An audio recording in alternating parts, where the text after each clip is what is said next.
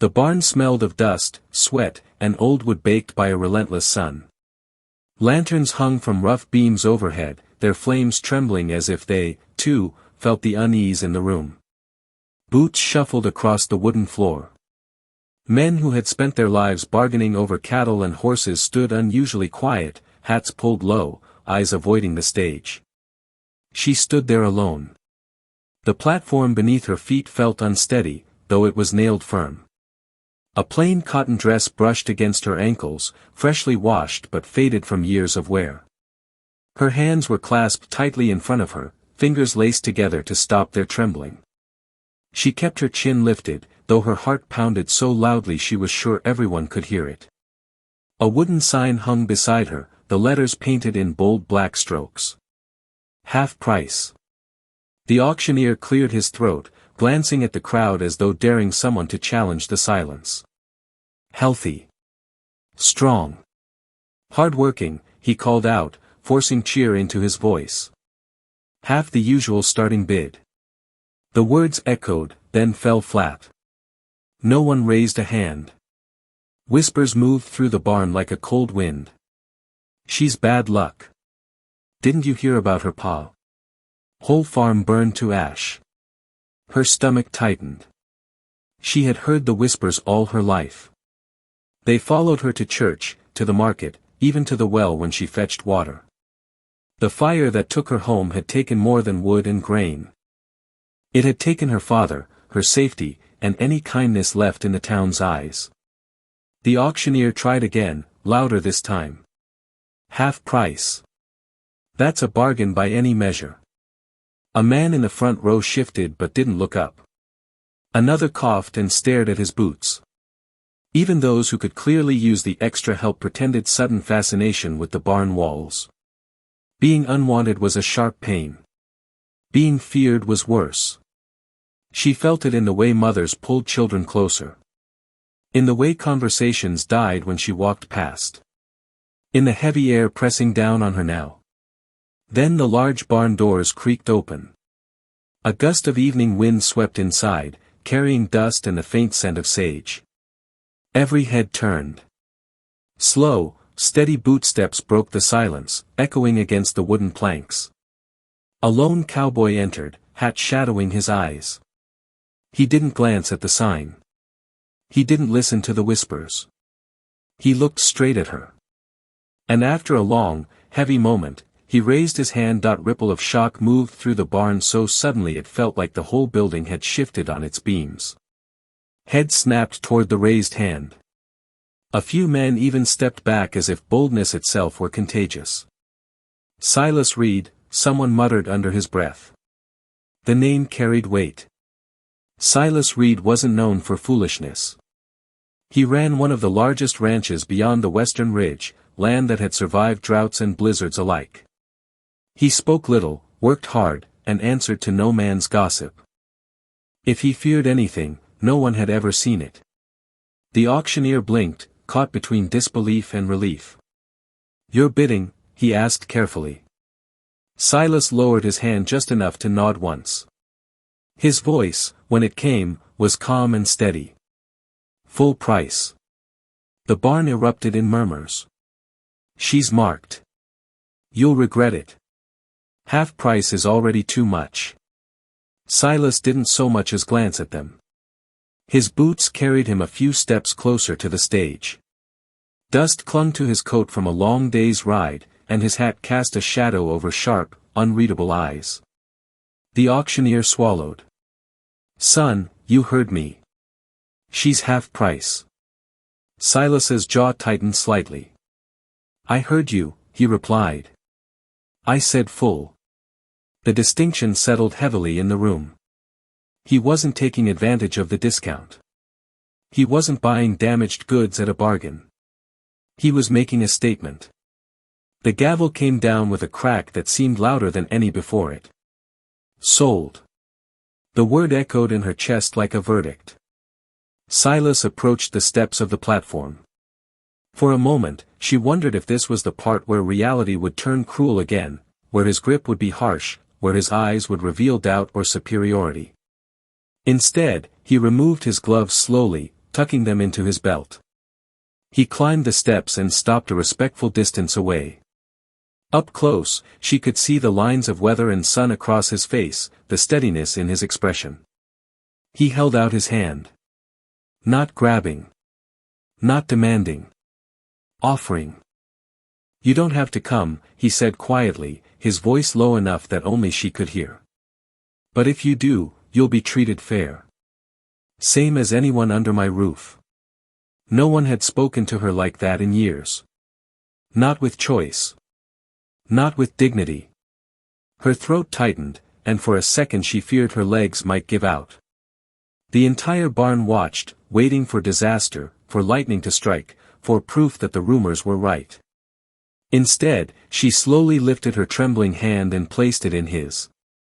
His grip was warm and steady. Together, they walked down from the stage, past the staring faces and whispered warnings, toward the open barn doors and the fading light beyond. Life on Silas Reed's ranch did not begin with thunder or tragedy. It began with quiet. The first morning she woke before sunrise, unsure of her place in the unfamiliar room. Pale light spilled through the small window beside her bed, stretching across wooden floors polished by years of careful hands. For a long moment, she lay still, listening. No shouting. No suspicious murmurs outside her door. Only the distant lowing of cattle and the soft whistle of wind rolling over open land. When she stepped outside, the ranch spread wide beneath a pink-streaked sky. Fences ran straight and sturdy across the fields. Horses grazed calmly near the barn. Silas was already awake, repairing a gate with steady movements, as though nothing in the world had ever shaken him. He nodded once when he saw her. "Coffee's on the stove." No suspicion. No hesitation. Just simple acknowledgement. The days that followed were filled with work. Honest work. She mended tack, hauled feed, scrubbed troughs, and walked the fence lines. At first, she braced herself for something to go wrong. A spark in the hay. A sudden storm. A sick animal no one could explain. But nothing happened. In fact, the opposite did. One afternoon a restless mare that no one could saddle without a fight began to calm under her touch. The animal's wild eyes softened as she whispered gently, her palm stroking its neck in slow circles. Within days, the mare followed her without a rope. A calf born weak and shivering survived after she spent hours nursing it by the fire. Crops she planted near the south field sprouted faster and thicker than the others. Silas noticed everything, though he said little. He watched how animals leaned toward her rather than away. How even the ranch hands, who had arrived wary and tight-lipped, slowly relaxed in her presence. Weeks passed, and still no misfortune struck. One evening, as the sun bled orange across the horizon, Silas leaned against the fence beside her. "Who started it?" he asked quietly. She didn't pretend not to understand. "The banker," she answered after a long pause. "My father wouldn't sell him our land. Said we'd keep it for the next generation." A week later, the fire came. After that, people were too afraid to question anything. Silas's gaze darkened, not with fear, but with resolve. The curse had never been real. It had been planted. And like any lie buried deep, it had grown because no one dared to dig it up. Silas straightened slowly, eyes fixed on the fading light. "Then it's time," he said. Someone did. The town hall had not been this full in years. Every bench was taken, and men who once avoided her now stood shoulder to shoulder near the walls, murmuring under their breath. The air felt thick, charged with the kind of tension that comes before a summer storm. Silas stood at the front beside a long wooden table. Papers were spread neatly before him, ledgers, contracts, letters. He didn't look nervous. He looked certain. She remained a step behind him, not hidden, but not seeking attention either. For so long she had stood alone under accusing stares. Tonight felt different. Tonight, she was not on display. She was standing beside someone. The banker sat across the room, face pale beneath the lamplight. His polished boots tapped impatiently against the floor. "This is nonsense," he snapped. "Superstition and bitterness." Silas didn't raise his voice. He simply lifted one of the ledgers. "Strange coincidence," he said evenly. "Every family that refused to sell land to you suddenly fell into debt. Or disaster." A murmur rippled through the crowd. Another paper slid forward. "And here," Silas continued, "a letter threatening foreclosure days before her family's barn burned. Signed by your office." The banker's jaw tightened. "Circumstantial." From the back of the room, an older farmer stood slowly. "Not to me," he said, voice rough. "My well collapsed a week after I turned down your offer. You told folks I was cursed too." One by one, others rose. Stories long swallowed by fear finally found air. Crops sabotaged. Livestock poisoned. Debts manipulated. The curse unraveled like rotten thread. Faces that once held suspicion now carried something else, shame. The banker's confidence cracked under the weight of witnesses. By the time the meeting ended, the town's fear had shifted direction. Not toward her, but toward the truth they had ignored. Weeks later, the same barn that had hosted her humiliation glowed with warm lantern light and music.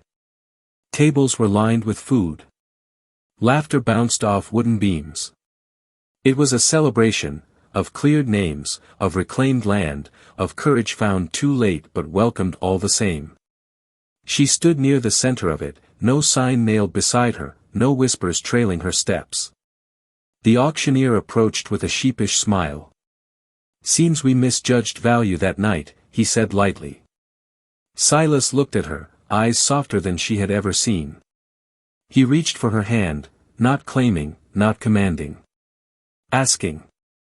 She squeezed his fingers gently, her answer clear without words.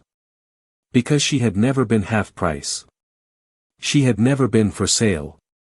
And the only true bid that night had not been money. It had been faith.